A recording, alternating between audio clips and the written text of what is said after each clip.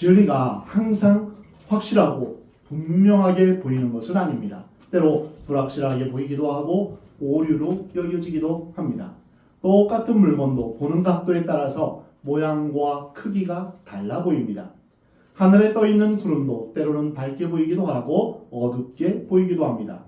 한 사람을 두고도 보는 위치에 따라서 앞모습과 옆모습 또한 뒷모습으로 보이기도 합니다. 마찬가지로 예수님에 대한 사람들의 생각도 참으로 다양합니다. 사람들의 생각에 따라서 예수님을 해석하는 것이 다르고 때로 오해를 불러일으키기도 합니다. 바리새인들은 예수님을 볼 때 편견에 가득한 시선으로 바라보았습니다. 육체적인 세상적인 시선으로 바라보았습니다. 심지어는 예수님을 향하여서 귀신 들렸다 이렇게까지 생각하고 말했습니다. 모든 인간은 문화적으로, 사상적으로, 종교적으로 편견을 가지고 있습니다. 그 편견에 따라서 자신들의 생각하는 것만 옳다라고 주장합니다. 바리새인들은 종교적으로 편견이 아주 심했던 사람이었습니다. 예수님께서 나는 세상의 빛이니 나를 따르는 자는 어둠에 다니지 아니하고 생명의 빛을 얻으리라 라고 말씀하시니까 바리새인들은 자신들의 편견과 선입견을 가지고 예수님의 말씀을 믿음으로 받아들이지 않고 오히려 예수님을 비판하고 공격하는 도구로 삼았습니다. 그들은 예수님이 증인이 없이 스스로 하는 말이기 때문에 참되지 않다라고 공격했습니다. 하지만 예수님은 바리새인들의 그 많은 편견에도 불구하고 항상 변함없이 당당하게 논리적으로 자신을 증거하셨습니다. 바리새인들은 예수님께 계속 질문 공세를 퍼부었습니다. 오늘 본문에서 바리새인들은 예수님께 세 가지 질문을 하게 됩니다. 첫 번째 질문이 오늘 본문 19절에 있는데요. 이에 그들이 묻되 내 아버지가 어디 있느냐? 예수께서 대답하시되 너희는 나를 알지 못하고 내 아버지도 알지 못하는도다. 나를 알았더라면 내 아버지도 알았으리라. 바리새인의 첫 번째 질문은 내 아버지가 어디 있느냐입니다. 두 번째 질문은 오늘 본문 22절에 있습니다. 유대인들이 이르되 그가 말하기를 내가 가는 곳에는 너희가 오지 못하리라 하니 그가 자결하려느냐. 그들의 두 번째 질문은 도대체 당신이 가는 곳이 어디요? 당신은 어디로 간단 말입니까? 이것을 질문했습니다. 세 번째 질문은 오늘 보면 25절 말씀입니다. 그들이 말하되 내가 누구냐? 예수께서 이르시되 나는 처음부터 너희에게 말하여 온 자니라. 세 번째 질문은 대체 당신은 누구요? 이것입니다. 이런 질문들은 매우 부정적이고 냉소적이었지만 예수님을 좀 더 분명히 알 수 있는 기회를 우리에게 제공합니다. 오늘 바리새인들의 이 세 가지 질문을 통해서 예수님이 누구인지 알기를 원합니다. 먼저 첫 번째 질문을 살펴보겠습니다. 오늘 본문 이전의 대화에서 바리새인들이 예수님의 증거가 참되지 않다라고 반박하자 요한복음 8장 18절에서 예수님은 말씀하십니다. 내가 나를 위하여서 증언하는 자가 되고 나를 보내신 아버지도 나를 위하여 증언하신다.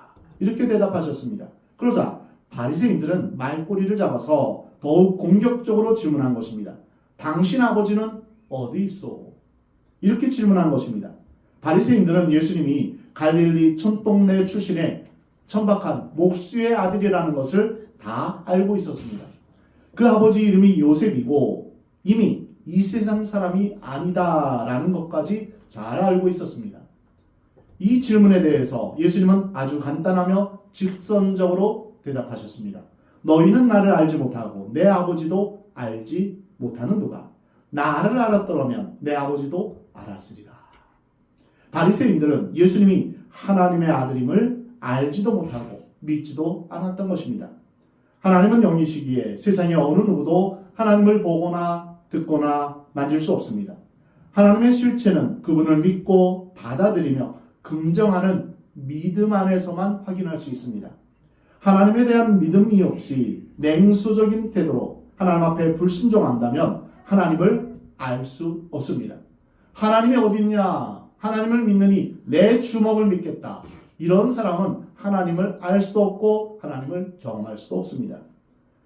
사람도 누군가를 사랑하고 신뢰한다면 사랑하는 사람을 느낄 수 있고 볼 수 있습니다. 그러나 처음부터 이것저것 따지고 의심하면서 공격을 일삼는다면 사랑하는 사람을 볼 수 없습니다.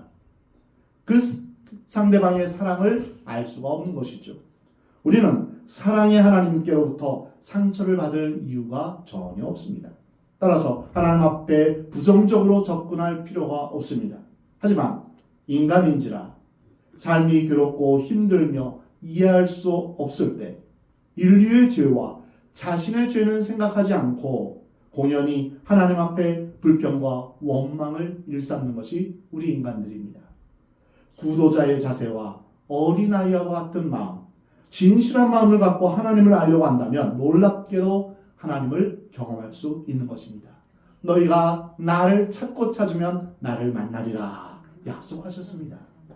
들에 핀 꽃 한 송이나 공중에 나는 새 한 마리를 볼 때도 하나님의 존재와 창조의 역사를 인정하는 사람의 시각과 무신론과 진화론을 믿는 사람의 시각은 완전히 다릅니다. 창조를 인정하는 사람들은 계절이 바뀔 때마다 온 세상의 변화를 보면서 하나님을 느끼게 됩니다. 주 하나님 지으신 모든 세계, 내가 주님을 찬양하며 경배합니다. 온 세상을 보면서 하나님을 발견하게 됩니다. 내가 산을 향하여 눈을 들리라. 나의 도움이 어디서 올고 나의 도움이 천지를 지으신 여호와께로부터다. 이렇게 천지를 지으신 하나님을 알고 경험하게 됩니다. 육체의 신비한 시스템을 인간이 스스로 만들 수 있을까요?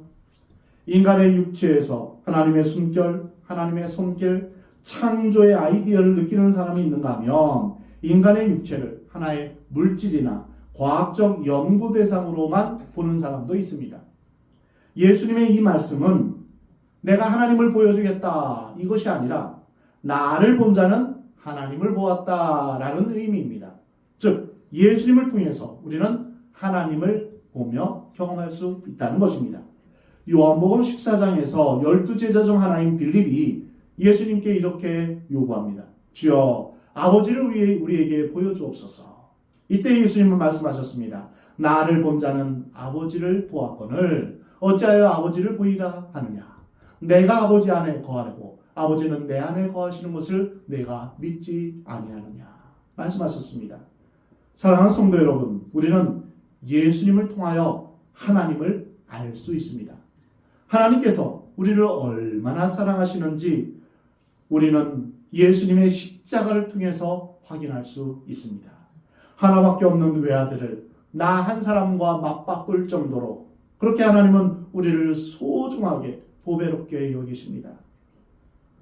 우리는 예수님을 통하여서 하나님께서 얼마나 공의로우신 분인가, 얼마나 죄를 미워하시는가도 알 수 있습니다. 내 죄를 없애려고 예수님이 십자가에서 죽으셔야 했던 것입니다. 또한 우리는 예수님을 통해서 하나님께서 얼마나 약속을 철저하게 지키시는가를 알 수 있습니다. 인류의 죄를 위해서 아담 때부터 약속하신 창세기 3장 15절의 그 약속을 지키시려 여자의 후손으로 예수님이 이 땅에 오신 것입니다. 그리고 마귀의 권세를 멸하셨습니다. 우리는 예수님을 통해서 이와 같이 사랑의 하나님, 공의의 하나님, 약속을 지키시는 하나님, 그 외에도 하나님 아버지에 대해서 참 많은 것을 우리가 예수님을 통해서 알게 되고 경험하게 되는 것입니다. 유대인들의 두 번째 질문입니다. 오늘 본문 21절에 다시 이르시되 내가 가리니 너희가 나를 찾다가 너희 죄 가운데서 죽겠고 내가 가는 곳에는 너희가 오지 못하리라. 유대인들이 이르되 그가 말하기를 내가 가는 곳에는 너희가 오지 못하리라 하니 그가 자결하려는가. 여기서 바리새인들의 두 번째 질문인 도대체 당신이 가는 곳이 어디요? 이것에 대해서 예수님은 대답하십니다. 바리새인들은 예수님이 하신 말씀인 너희가 나를 찾으려고 애쓰지만 결국 찾지 못한다. 이 말씀을 이해하지 못했습니다. 사람들이 예수님을 알 수 없는 이유는 그들의 죄 때문입니다. 죄는 어둠이다라고 요한복음 1장에서 말씀하고 있습니다. 어둠 가운데 있으면 어디에서 왔고 어디로 가는지 알지 못합니다. 우리 인생도 그렇고 예수님도 어디서 왔고 어디로 가는지 죄인은 알지 못합니다. 인간은 죄의 문제를 해결하지 않으면 죄 가운데서 죽게 됩니다. 죄는 거룩을 보지 못합니다. 죄인은 하나님을 보는 눈을 갖지 못합니다. 악은 선을 보지 못하고 불의는 정의를 깨닫지 못합니다. 불의한 인간은 의로우신 하나님의 아들 예수 그리스도를 알아보는 능력이 없는 것입니다. 그래서 죄로 말미암아 예수님을 모른 채 죄 중에서 죽게 되는 것입니다. 바리새인들은 너희는 내가 가는 길을 쫓아올 수 없다, 이 말씀을 이해할 수 없었습니다. 예수님이 인류의 죄를 지고 십자가에서 죽으신다는 개념을 그들은 전혀 알 수 없었습니다. 상상조차 못한 것이죠. 하나님을 믿지 않는 사람들에게 예수님의 십자가 사건은 무모한 이야기입니다. 십자가 처형에 합당하게 중죄를 지은 사람도 어떻게든 십자가를 피하려고 하는 것이 본능입니다. 내가 중죄를 지었고 십자가에 못 박혀 죽어야 되는 그런 상황에서도 어떻게 하든지 십자가를 모면하려고 할 것입니다. 그런데 어떻게 사람이 스스로 저주의 십자가에서 죽음을 맞이하겠다고 자청하겠는가? 이것은 말도 안 되는 이야기다. 그래서 바리새인들은 저 사람이 자결하려는가 이렇게 조롱합니다. 예수께서 이르시되 너희는 아래에서 났고 나는 위에서 났으며 너희는 이 세상에 속하였고 나는 이 세상에 속하지 아니하였느니라. 예수님이 가시려는 길을 자결로 몰고 가려는 바리새인들에게 예수님은 설명하십니다. 여기에서 예수님은 두 가지 문제를 말씀하십니다. 바로 본질과 소속의 문제입니다. 예수님의 본질은 하나님으로부터 난 것이며 인간의 본질은 땅에서 난 것이다 라는 것입니다. 하나님과 인간은 본질적으로 차이가 있습니다. 하나님은 창조주이시며 인간은 하나님의 피조물입니다. 흙으로 창조되었습니다. 그러니 우리는 죽게 되고 흙으로 돌아가게 될 그러한 존재입니다. 그런데 인간은 가끔 피조물의 본질을 망각한 채 하나님과 맞서려고 하고 있습니다. 첫 번째 사람 아담이 선악을 알게 하는 나무 열매를 먹음으로 말미암아서 범죄했는데 그것은 무슨 의미일까요? 선악을 알게 되는 것, 이것이 죄일까요? 이 자체가 죄가 아니라 바로 내가 선악을 판단하는 기준이 나한테 있다는 것입니다. 내가 생각하기에 이것은 선하고 이것은 악해. 판단 기준이 누구에게 있습니까? 원래는 하나님께 있습니다. 그런데 내가 선악의 판단 기준을 내가 가지고 가는 것입니다. 나 중심적인 삶을 살아가는 것이죠. 하나님이 선악을 판단하는 기준이 되어야 되는데 내 마음대로 살아가는 것입니다. 이것이 바로 죄인의 특징입니다.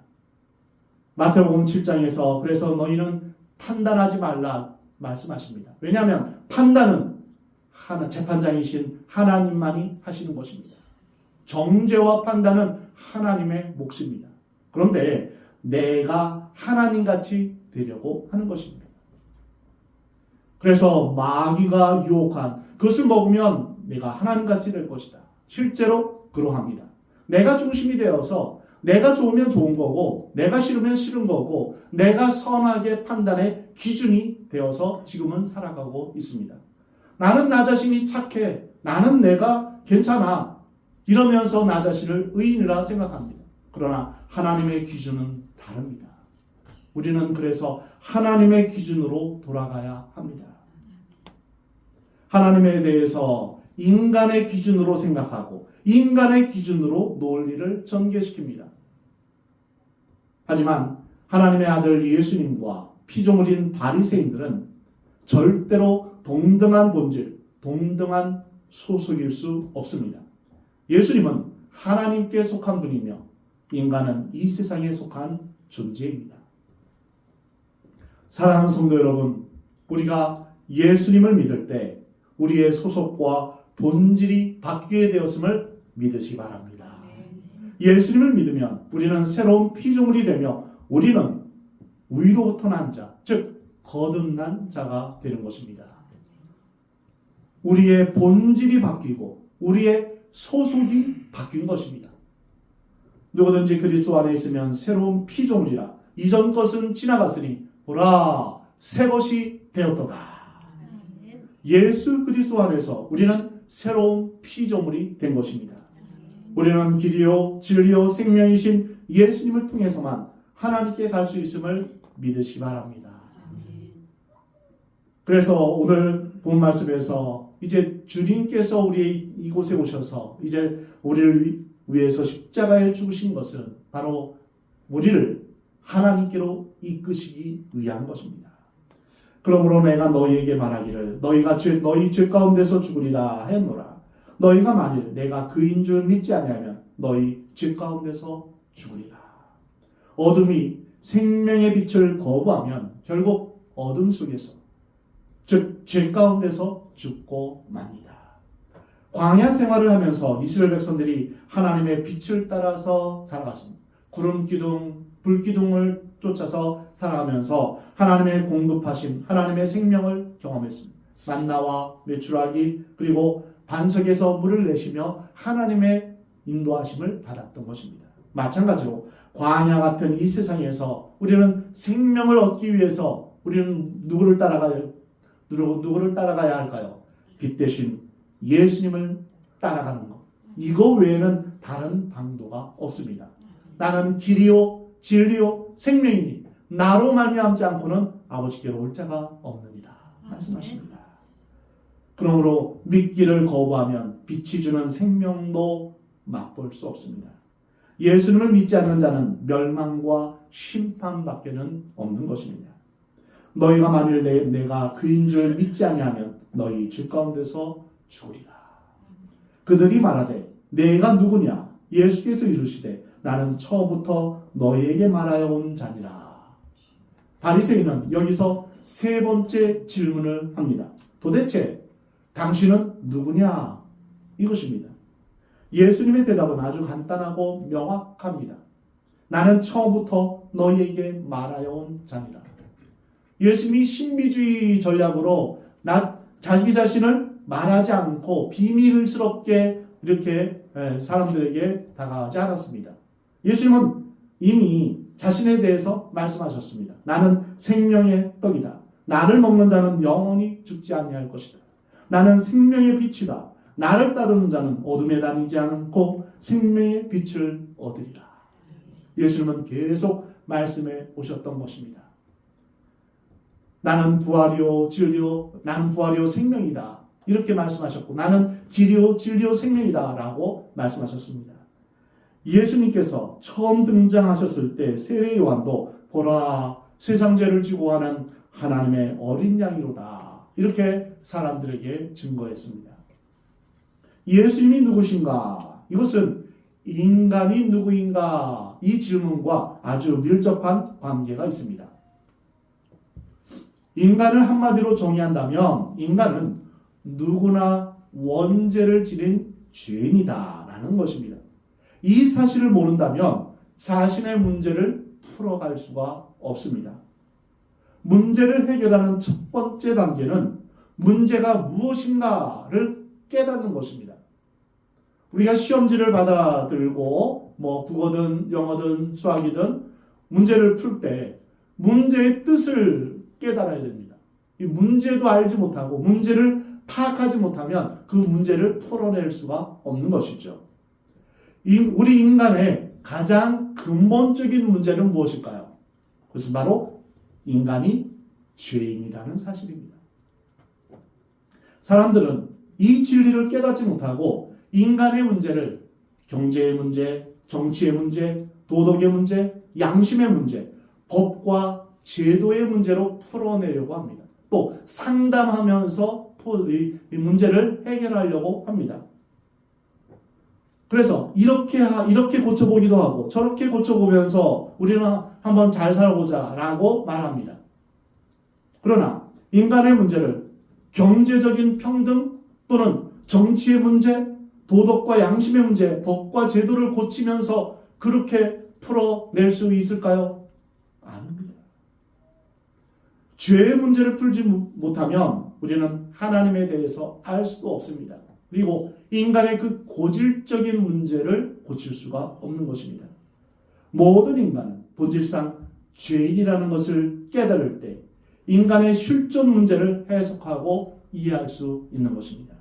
인간은 왜 병들고 왜 고독하며 왜 허무하고 부질없을까요? 도대체 왜일까요? 왜 인간이 죽을 수밖에 없는 존재일까요? 왜 인간은 철이 없을까요? 철분을 먹는다고 철이 들까요? 아니죠. 왜 실수를 연발할까요? 인간의 내면 세계는 무엇이 있을까요? 인간은 왜 상처가 있고 거절이 있을까요? 인간 자체는 매우 복잡한 구조를 띠고 있습니다. 인간론에 대한 해답은 오직 하나입니다. 모든 인간이 죄인이다. 이 사실을 인정하는 순간부터 문제 해결은 시작되는 것입니다. 인간 문제의 해결점은 바로 나는 죄인입니다. 이것을 고백하는 것에서 출발하는 것입니다. 환자에게 필요한 것은 의사입니다. 건강한 사람에게는 의사가 필요 없습니다. 마찬가지로 죄인에게는 하나님의 구원이 절대적으로 필요합니다. 죄인이 아니라면 하나님의 구원을 필요로 하지도 않습니다. 나는 죄인이 아닌데요. 나는 멀쩡한데요. 나는 지금까지 잘 살아왔는데요. 이렇게 말한다면 하나님을 필요로 하지 않는다는 것이죠. 인간이 죄인이라는 사실을 진실로 깨닫고 경험해야 하나님의 필요성을 인정하게 되는 것입니다. 인간은 어쩔 수 없는 죽음의 존재, 한계가 있는 존재, 연약한 존재라는 사실을 깨달을 때, 인정할 때, 그때 하나님을 만나게 되는 것입니다. 만약 내가 주인이라는 것을 인정하지 않는다면 하나님을 볼 수 없습니다. 그래서 마태복음 5장 3절에서 심령이 가난한 자는 복이 있나니 천국이 그들의 것이며 라고 말씀하셨습니다. 심령이 가난하다라는 것은 자신의 죄성을 깨닫고 내가 심판받을 존재라는 것을 알게 된 상태입니다.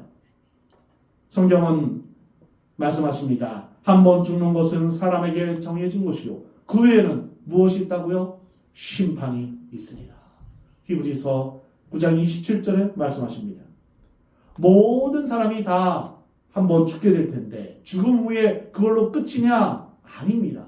죽음 후에 심판이 반드시 있다라고 말씀하고 있습니다.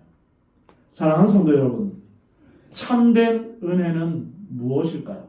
참된 은혜는 인간이 부패한 본성을 가진 타락한 존재라는 것을 고백하며 예수님이 주시는 구원의 선물을 받아들이는 것입니다. 이런 의미에서 참된 은혜는 잃었던 생명을 되찾는 것입니다. 나 같은 죄인 살리신 주 은혜 놀라워. 잃었던 생명 찾았고 광명을 얻었네. 이렇게 찬양하게 됩니다. 우리가 죄인이 아니었다면 하나님의 은혜도 예수님의 구원도 필요가 없는 것입니다. 오늘 본문 28절에 예수께서 이르시되 너희가 인자를 든 후에 내가 그인 줄 알고 또 내가 스스로 아무것도 하지 아니하고 오직 아버지께서 가르치신 대로 이런 것을 말하는 줄도 알리라. 예수님은 겟세마네 동산에서 아버지여 내 뜻대로 마옵시고 아버지의 뜻대로 하옵소서 기도하셨습니다. 하늘과 땅의 모든 권세를 지니신 예수님이시지만 그 특권을 포기하시고 죽음을 맞이하시는 그 순간까지 아버지의 뜻을 따라 사셨고 그 뜻대로 사셨던 것입니다. 사랑하는 성도 여러분, 우리는 아무런 의심하지 않고 구세주이신 예수님을 믿어야 할 것입니다. 주님의 말씀을 경청해야 할 것입니다. 인류사에 있어서 수많은 악한 사람들, 상처받은 사람들, 슬픔에 빠진 사람들이 예수님의 말씀을 듣고 믿음으로 위로와 회복을 경험했습니다. 이것은 예수님이 하나님의 말씀대로 하나님의 뜻대로 사셨기 때문입니다. 오늘 본문 29절에 나를 보내신 이가 나와 함께 하시도다. 나는 항상 그가 기뻐하시는 일을 행함으로 나를 혼자 두지 아니하셨느니라. 예수님은 하나님께 항상 신실하셨습니다. 하나님의 뜻대로 하나님이 기뻐하시는 일을 행하셨던 것입니다. 하나님 아버지는 항상 나와 함께 계시고 결코 나를 홀로 두지 않으셨다. 이렇게 말씀하셨습니다. 사랑하는 성도 여러분, 여러분의 가정, 여러분의 건강, 여러분의 사업 등에 문제가 생겨 절망에 이를 때 예수님의 말씀에 귀를 기울여야 할 것입니다. 그리고 예수님처럼 하나님 아버지께서 항상 나와 함께 계신다. 이 믿음을 소유하시기 바랍니다. 시편 기자는 내가 사망의 음침한 골짜기로 다닐지라도 해를 두려워하지 않을 것은 주께서 나와 함께 계십니다. 주님이 나와 함께 계신다. 모세가 담대하게 바로 앞에 설 수 있었던 것도 하나님이 그와 함께 하셨기 때문입니다. 모세에게 능력이 있어서 그 모든 기적들을 행했습니까? 아닙니다. 모세 뒤에 있는 하나님이 행하신 것입니다. 모세는 하나님과 함께 했기 때문입니다. 그리고 성경의 수많은 인물들에게도 바로 이 약속의 말씀을 하셨습니다. 두려워하지 말라. 내가 너와 함께하리라. 놀라지 말라. 나는 내 하나님이 됨이라. 내가 너를 굳세게 하리라. 참으로 너를 도와주리라. 참으로 나의 의로운 오른손으로 너를 붙들리라. 두려워하지 말라. 내가 너와 함께하리라. 하나님께서 뭐라고 말씀하십니까? 내가 너와 함께함이라. 어떤 상황에서도 내가 너와 함께함이라. 이 말씀을 기억하시기 바랍니다. 두려워하지 말라. 주님이 우리와 어떻게 하신다고요? 함께함. 내가 너와 함께함이라. 내가 너와 함께함이라를 우리 함께 하겠습니다. 두려워하지 말라. 내가 너와 함께함이라. 놀라지 말라. 내가 너와 함께함이라. 염려하지 말라. 내가 너와 함께함이라. 걱정하지 말라. 내가 너와 함께함이라. 외로워하지 말라. 내가 너와 함께함이라. 우리 아버지 되신 하나님께서, 우리를 사랑하시는 하나님께서 나와 함께하심을 여러분 믿으시기 바랍니다. 하나님께서 기뻐하시는 일을 행하는 사람에게는 하나님께서 늘 함께하신다는 이 믿음이 여러분에게 있기를 주의 이름으로 축원합니다. 예수님이 십자가의 길을 담대히 묵묵히 걸어갈 수 있었던 것도 바로 이 믿음 때문이었습니다. 자신을 비판하고 공격하는 바리새인들에게 세 가지 질문을 받으시고 각각의 질문에 대답을 주신 예수님을 통해서 우리는 하나님에 대한 신뢰와 믿음이라는 메시지를 받게 됩니다. 내 아버지는 누구냐? 이 첫 번째 질문에서 우리는 예수님을 통해서 하나님 아버지를 알 수 있다는 사실을 배웠습니다. 그리고 예수님을 믿는 자마다 하나님의 자녀가 되는 권세를 누릴 수 있음을 우리는 감사해야 할 것입니다. 요한복음 1장 12절에 영접하는 자 곧 그 이름을 믿는 자들에게는 하나님의 자녀가 되는 권세를 주셨다라고 말씀해 주셨습니다. 우리가 하나님을 향하여서 하나님 아버지 이렇게 부를 수 있었던 것은 바로 예수님이 우리의 중보자가 되어 주셨고 또한 우리를 아버지께로 이끄셨기 때문입니다. 그래서 만약 누군가 여러분에게 내 아버지는 누구냐라고 한다면 여러분은 무엇이라고 대답하겠습니까? 나의 아버지는 하나님 아버지이십니다. 예수님을 통하여서 나는 하나님을 아버지라고 부를 수 있게 되었습니다. 이러한 신앙의 고백이 있기를 바랍니다. 두 번째로 내가 어디로 가려느냐? 이 질문에서 우리는 예수님이 가신 그 십자가의 길이 우리에게 구원과 소망이 됨을 배웠습니다.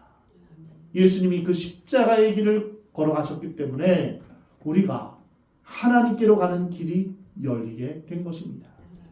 우리가 예수님을 믿음으로 말미암아 우리의 본질과 소속이 바뀌었습니다. 새로운 피조물이 되었고 우리는 이제 하나님의 자녀가 되었습니다. 그리고 우리도 예수님을 따라 십자가의 길, 생명의 길, 진리의 길, 생명의 빛 가운데 걸어가기를 우리 하나님은 원하십니다. 세 번째 질문이 너는 도대체 누구냐? 이 질문에서 이제까지 계속 말하여 온 분, 예수님이 생명의 떡이며 생명의 빛이심을 배웠습니다. 그리고 죄인인 우리를 살리신 예수님처럼 하나님은 하나님께 앞에 순종하는 자들과 늘 함께 계심을 믿고 여러분 감사하시기 바랍니다. 사랑하는 성도 여러분, 세상을 사는 일이 그렇게 간단하지 않습니다. 쉽지 않습니다. 하지만 그 와중에서도 예수님에 대한 이 믿음을 꼭 소유하시기 바랍니다. 누군가가 여러분에게 이렇게 물을 때 여러분은 무엇이라 대답하겠습니까? 내 아버지가 누구냐라고 한다면 여러분 무엇이라 대답하겠습니까? 나는 예수님을 통해서 하나님의 자녀가 되었습니다. 저를 따라해 보시겠습니다. 저는 예수님을 통해서 하나님의 자녀가 되었습니다. 너는 어디로 가고 있느냐? 누군가 그렇게 묻는다면 여러분 무엇이라 대답하겠습니까? 저는 빛 대신 예수님이 가신 그 길을 저도 따라가기를 원합니다. 누군가 여러분에게 너는 어디로 가고 있느냐라고 한다면 뭐라고 한다고요? 빛 대신 예수님이 가신 그 길을 저도 따라가기를 원합니다. 그리고 누군가 여러분에게 너는 누구냐라고 한다면 무엇이라 대답하겠습니다. 나는 하나님의 자녀입니다. 나의 하나님이 나와 함께 하십니다. 따라 보겠습니다. 나는 하나님의 자녀입니다. 나의 하나님이 나와 함께 하십니다. 이러한 믿음의 고백이 주님 나라 가기까지 계속 있기를 주의 이름으로 축원합니다. 진정 복된 인생이란 예수님을 따라 살아가며 하나님을 기쁘시게 하는 삶입니다. 그래서 우리가 매일의 삶 가운데서 주님, 저는 예수님을 따라 살기를 원합니다. 주님이 원하시는, 주님이 기뻐하시는 길이 무엇인지 알려주옵소서. 여러분 모두 예수님을 따라 주님 뜻대로 살아가며 하나님이 기뻐하시는 길을 행하는 저와 여러분이 되기를 우리 하나님은 원하십니다.